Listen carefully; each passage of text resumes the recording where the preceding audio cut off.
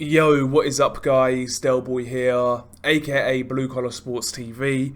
Hopefully you guys are doing well. If you're new here, smash that like, hit subscribe, all of that good stuff.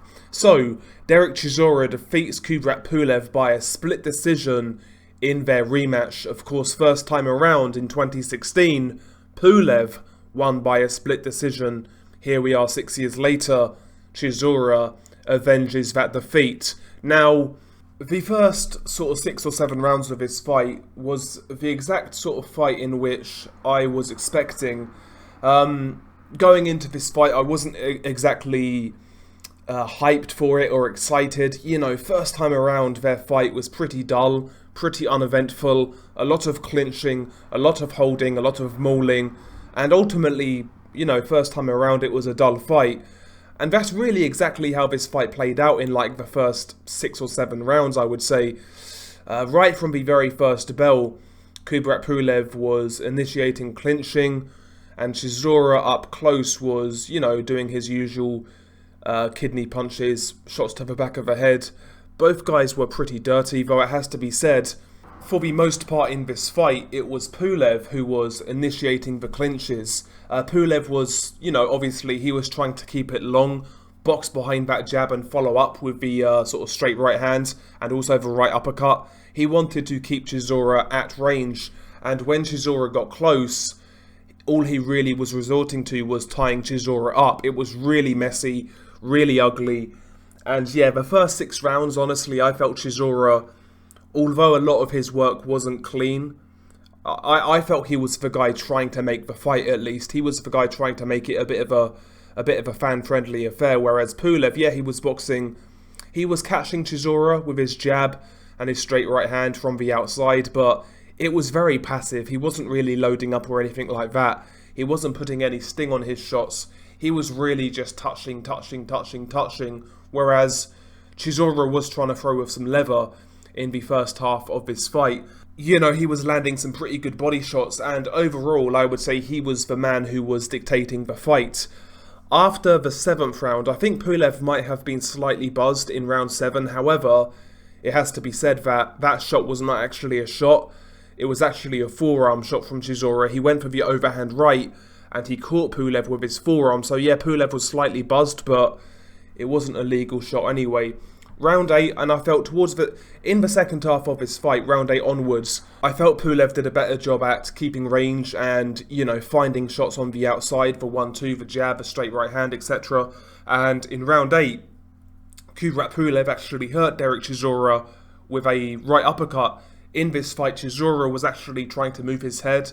He would try and get low and come over the top with the overhand right or the overhand left. But in round 8, Pulev timed that, and as Chizzora was ducking down, he caught him with a really good right uppercut, which rocked Dereck Chisora. And yeah, round 8 was a good round for Pulev. And as this fight went on, sort of round 8 onwards, I felt Pulev was the guy in control for the most part. That's not to say Chizzora didn't win a round or two, but I felt round 8 onwards, I felt Pulev was in control. I felt he was the guy landing the more eye-catching shots. He was putting a few more shots together, trying to get a little bit of sting on his punches, whereas Chizzora, his work rate wasn't as effective in the last sort of 4 or 5 rounds. Though, to be fair to Chizzora, he actually had a pretty good round 12. He was backpedaling in round 12, where he would kind of go back to the corner. He would slip and slide behind almost like a shoulder roll, and he was coming over the top with the overhand right, and he caught Pulev several times with that shot, and he landed some really good shots in round 12, you know.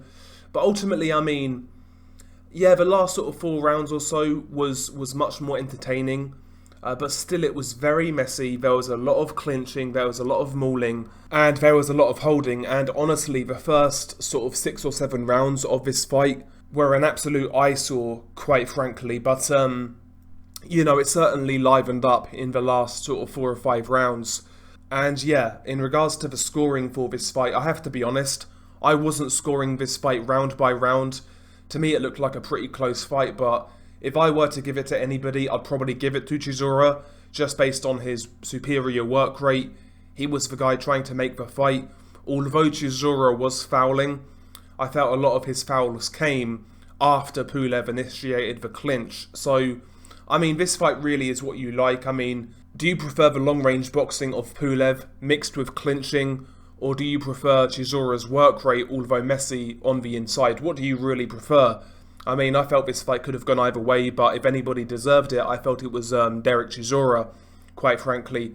But, I mean, what can I say, really? What can I say? This is the state in which British boxing has come to. This is a main event on a Saturday night, which is kind of crazy, but it is what it is. Yeah, it wasn't a great fight. If you missed it, I wouldn't really recommend checking it out. Just check out highlights, that sort of thing. But yeah, I mean, it is what it is. Kubrat Pulev, I mean, to me it's clear after this fight that he should retire. I felt he looked slow. He looked lethargic. His timing was awful.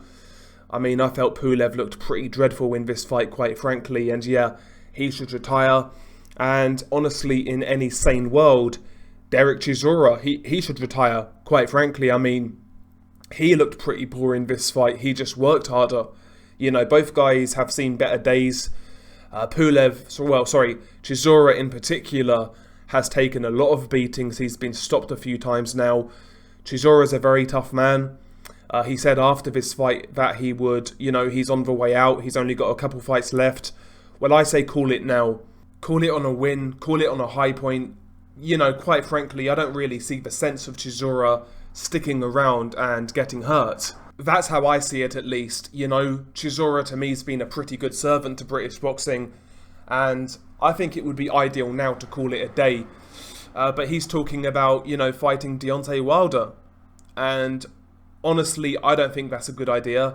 Chizora's got it in his mind that he wants to fight everybody in his era, win or lose. That is admirable, but, you know, at some point health has to come first. And yeah, Chizora's taken a lot of punishment throughout his career. And 38 years old, several hard fights, you know. He spars really hard as well, and that's where a lot of damage is incurred for these fighters in sparring. I think it makes sense now to call it a day for Dereck Chisora. I mean, what's the sense in going in? What is the sense of going in there with Wilder and getting sparked out? Yeah, he'll get paid well, but is he going to enjoy that down the line? I think it's getting to that point now. Quite frankly.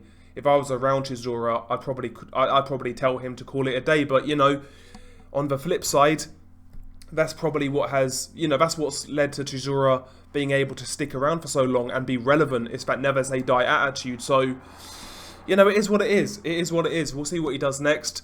But overall, it wasn't a great fight, in my opinion. Pretty dull, pretty uneventful. Last sort of 4 or 5 rounds were better.